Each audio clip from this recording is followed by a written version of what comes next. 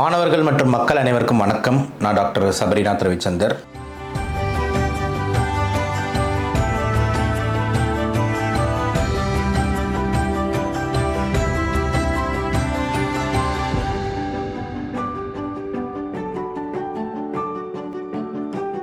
ஆக்சுவலாக இப்போது நியூஸ் ஒன்று பார்த்தேன்.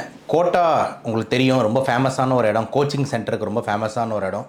பல பேர் டாக்டர் கனவு நல்ல நல்ல யூனிவர்சிட்டி போனவங்களாம் அந்த கோட்டான்ற அந்த கோச்சிங் சென்டரில் தான் போயிட்டு படிப்பாங்க. அதில் பலவிதமான கோச்சிங் சென்டர் இருக்குது. அந்த கோட்டான்ற இடம் ராஜஸ்தானில் இருக்குது. இங்கே வந்து பார்த்திங்கன்னா ஏகப்பட்ட ஸ்டூடெண்ட்ஸ் வந்து இந்த வாட்டி டாக்டர் ஆக முடியலன்ட்டு ஒரு 15 20 பேர் கிட்டத்தட்ட சூசைட் வந்து பண்ணியிருக்காங்க அப்படின்ட்டு பார்த்தோம். நம்ம தமிழ்நாட்டிலேயே நம்மளுக்கு தெரியும் இந்த அனிதா அவர்களோட விஷயம். அவங்கள வந்து சூசைட் பண்ணி இறந்தாங்க அப்படின்ட்டு.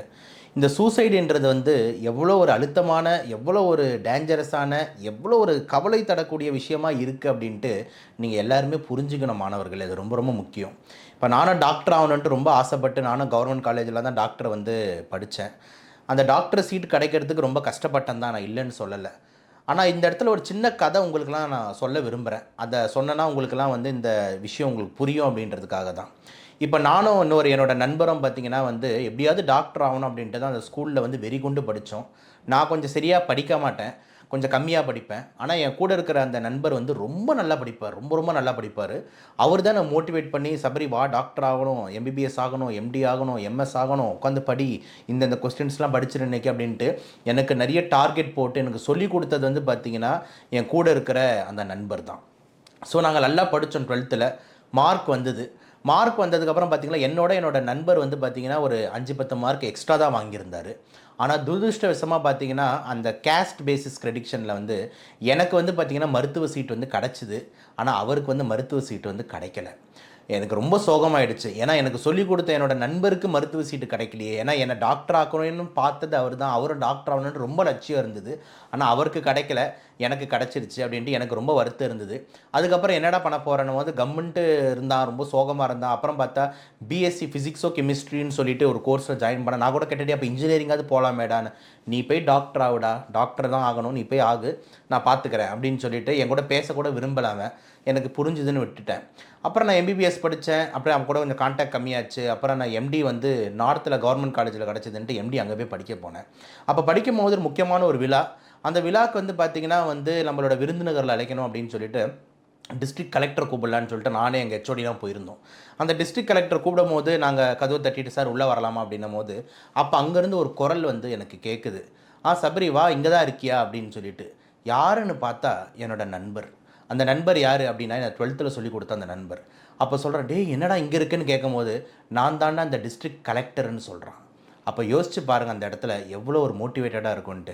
அப்போ டேய் அப்படின்னு அப்போ நான் அவனுக்கு ஒரு சல்யூட் அடிக்க போயிட்டேன். அப்போ சொல்கிறான், ஆமாம்ப்பா எனக்கு டாக்டர் சீட் கிடைக்கல, அதுக்கு நான் விட்டுற முடியுமா, அதோட பெருசாக ஆகணும்னு ஆசைப்பட்டேன். உட்காந்து பிஎஸ்சின்னு ஒரு கோர்ஸ் எடுத்துகிட்டு ஆனால் மீன் டைமில் ஃபுல்லாக உட்காந்து யூபிஎஸ்சிக்கு வெறித்தனமாக ப்ரிப்பேர் பண்ணி நான் தாண்டா அந்த யூபிஎஸ்சி ரேங்க்கில் நம்பர் 1 2 ஏதோ சொன்னான். இப்போ நான் தான் வந்து பார்த்திங்கன்னா வந்து இந்த டிஸ்ட்ரிக்டோட கலெக்டரு, இப்போ உன்னோட நான் அதிகமாகிட்டேன் பார்த்தியா அப்படின்னா. அப்போ நான் அவனுக்கு ஏஞ்சி சல்யூட் போட்டு சொன்னேன், நீ கெத்துற எப்பவுமே, யுவர் கோட் அப்படின்ற மாதிரி சொன்னேன். அப்போது அந்த இடத்துல அவன் வந்து அவன் உயிரை வந்து மறைச்சிட்டோ சூசைடோ பண்ணல. அதுக்கும் மேலே அது கிடைக்கலன்னா அதுக்கும் மேலே என்ன பண்ணலாம் அந்த இடத்துல அவன் யோசிச்சிருக்கான் பார்த்தீங்களா. அங்கே தான் நம்மளோட உண்மையான நம்மளோட பவர், நம்மளோட உண்மையான வந்து பார்த்திங்கன்னா நம்மளோட கெப்பாசிட்டி இருக்குது. மனிதர்களாக நம்ம சாதிக்கக்கூடியது விஷயமே கிடையாது. அதுக்கப்புறம் பார்த்திங்கன்னா இந்த நீட் வந்து இந்த ஒரு டைம் ஏஜ் மிஸ் ஆகிடுச்சுன்னா அடுத்த வாட்டி நம்ம திருப்பி எழுதலாம். ஸோ சான்ஸுன்றது நம்மளுக்கு இருக்குது. நம்ம இந்த டைம் இல்லைன்னும் போது நம்ம ஜென்மத்துக்கு டாக்டரே ஆக முடியாது அப்படின்றது கிடையாது. ஸோ எல்லாத்தையுமே நம்ம வந்து போராடி ஜெயிக்கலாம். டாக்டர் இல்லைனா பரவாயில்ல, இந்த சமுதாயத்துக்கு தொண்டு செய்கிறதுக்கு ஏன் கலெக்டர் ஆக முடியாதா, ஏன் ஐபிஎஸ் ஆக முடியாதா, ஏன் ஐஆர்எஸ் ஆக முடியாதா, எவ்வளோ பெரிய விஷயம்லாம் இருக்குது. ஏன் ரிசர்ச் சயின்ஸில் போக முடியாதா. அப்துல் கலாம் சார் என்ன டாக்டரா இல்லையே, அவர் ஒரு சயின்டிஸ்ட். ஆனால் டாக்டர் பட்ட அவரை தேடி வந்தது. ஓகேங்களா, பிஹெச்டி முடித்தார், ராக்கெட் சயின்ஸு ஏரோநாட்டிக்கல். நம்ம நம்பி சார் என்ன வந்து டாக்டராக படித்தார் இல்லை, ஆனால் அவரை தேடி வந்தது. ஸோ நான் என்ன சொல்ல வரேன்னா எந்த துறையிலையும் நம்ம சாதிக்கலான்றது. டாக்டருக்கே ஜஸ்ட்டு மிஸ் கட் ஆஃபில் இருக்கிற அவ்வளோ நல்ல மார்க் வாங்குற நீங்கன்னா அப்போ நீங்கள் எவ்வளோ ஒரு நாலேஜபிள் ஆளாக இருப்பீங்க. அப்போ நீங்கள் கண்டிப்பாக வந்து பார்த்தீங்கன்னா டாக்டர்ன்றது ஒரு மேட்டரே கிடையாது. அதை தாண்டி நீங்கள் ஆவீங்கன்றது நீங்கள் உங்கள் மேலே ஒரு நம்பிக்கை வைக்கணும். அந்த நம்பிக்கை தான் நம்மளை வந்து இன்னும் மேலும் உயர்த்தும். ஸோ இந்த கதை மூலயமா நீங்கள் தெரிஞ்சுக்க வேண்டிய விஷயம் என்ன அப்படின்னா, யார் நினச்சாலுமே டாக்டரை தாண்டி பெருசாக ஆகலாம் அப்படின்றது. ஸோ உங்களோட கோல் ரொம்ப முக்கியம், உங்களோட டிட்டர்மினேஷன் ரொம்ப முக்கியம். தயவு செஞ்சு உங்களோட இலக்கை நோக்கி நீங்கள் யோசிக்காமல் ஓடிக்கிட்டே இருங்க. அந்த இலக்கு பை சான்ஸ் மிஸ் ஆச்சு அப்படின்னா அடுத்த டைம் திருப்பி நம்ம அதை பிடிக்கலாம். அப்படின்னா அதுக்கு மேலே ஒன்று சூப்பராக உங்களுக்கு கிடைக்கும். ஏன்னா நீங்கள் அவ்வளோ பெரிய போராட்டக்காரர், அவ்வளோ பெரிய ஹார்ட் ஒர்க்கர். அந்த மாதிரி போனவே தவிர தவறி கூட இந்த சூசைடுன்ற ஆங்கிள் நம்ம உயிரை போயிட்டு என்னங்க இருக்குது, அப்போ அந்த உயிர் போயிட்டதுக்கப்புறம் என்ன இருக்குது, அம்மா அப்பா எவ்வளோ கஷ்டப்பட்டு நம்மளை வளர்த்துருக்காங்க, நீங்கள் எவ்வளோ கஷ்டப்பட்டு நான் இவ்வளோ பெருசாக ஒரு ட்ரீமோட வளர்றீங்கன்னும் போது அந்த ட்ரீம் இல்லைன்னா அதோட பெரிய ட்ரீமுக்கு போங்க. அப்போ உங்களுக்கு அது கண்டிப்பாக வந்து வெற்றி அடையுன்றதுல எந்த விதமான மாற்று கருத்தும் இல்லை. இதை வந்து நம்ம தாய்மையான நம்ம ஸ்டூடெண்ட்ஸ் எல்லாருக்குமே நான் சொல்லணும்னு ஆசைப்பட்றேன். நிறைய நியூஸ் படிப்பேன். அதை பார்க்கும்போது எனக்கு ரொம்பவே மனசு வந்து வலிக்குது. ஏன்னா என்னடா நம்மளுக்கு கிடைச்ச சீட் ஒருத்தர் கிடைக்கலையேன்னு சொல்லிட்டு இறந்து போயிடுறாங்களே அப்படின்னு சொல்லிட்டு. அதனால் தயவு செஞ்சு பண்ணாதீங்க. அதேமாதிரி டாக்டர் ஆன மாணவர்களுக்கும் நான் சொல்லக்கூடிய விஷயம் என்ன அப்படின்னு பார்த்தீங்கன்னா, டாக்டர் சீட் வந்து நிறைய பேர் பாருங்கள் கிடைக்காம சூசைட் பண்ணுறாங்க பல மாணவர்கள். அப்போ கிடைச்ச சீட்டு கிடைச்ச அந்த மாணவர்கள் நிறைய ப்ரைவேட் கல்லூரியில் பார்த்தா கிளாஸ் அட்டன் பண்ணுறதில்ல, சரியாக வரமாட்டேன்றீங்க, கொஞ்சம் வந்து கண்டுக்காமல் இருக்கீங்க, எம்பிபிஎஸ் தானே அப்படின்னு. அப்படி இல்லை. இந்த துறைன்றது ஒரு பேஷண்ட்டை டீல் பண்ணக்கூடிய துறை. அப்போது நம்ம எவ்வளோ நல்லா படிக்கணும், நல்லா படித்தா தான் அவன் டாக்டர். ஸ்டைலாக இருக்கான், கெத்தாக இருக்கான், சிக்ஸ் பேக்ஸ் வச்சுருக்கா, ஃப்ரீ ஹால் வச்சுருக்கா, ஃப்ரீ ஹேர் கலரிங் பண்ணுறா, ரொம்ப க்யூட்டாக இருக்கா, இதெல்லாம் டாக்டருக்கான டெஃபினேஷனே கிடையாது. யார் ஒருத்தர் ஹார்ட் ஒர்க் பண்ணி வெறித்தனமாக படிக்கிறாங்களோ அவங்க தான் டாக்டரோட டெஃபினேஷன். அப்போது நீங்கள் இவ்வளோ தூரம் படிக்கிறது யாருக்காக அப்படின்னு பார்த்தீங்கன்னா, உங்களோட அம்மா அப்பாக்காகவா? கிடையாது. உங்களுக்காகவா? கிடையாது. ஃப்ரெண்ட்ஸுக்காகவா? கிடையாது. நீங்கள் படிக்கிறது ஒரு பேஷண்ட்டுக்காக. உங்களை நம்பி வர ஒரு பேஷண்ட், ஐயோ என் குழந்தைய காப்பாற்றிட முடியாதா, ஐயோ எங்கள் அப்பாவை காப்பாற்றிட முடியாதா, எங்கள் அம்மாவை காப்பாற்றிட முடியாதா அப்படின்னு வரக்கூடிய பேஷண்ட்டுக்காக நீங்கள் படிக்கிறீங்க. வெறித்தனமாக படிக்கணும். ஸோ இந்த வீடியோ முடிதியாக நான் என்ன சொல்ல விரும்புகிறேன்னா, இந்த சூசைடுன்றது எதுக்கான தீர்வும் கிடையாது.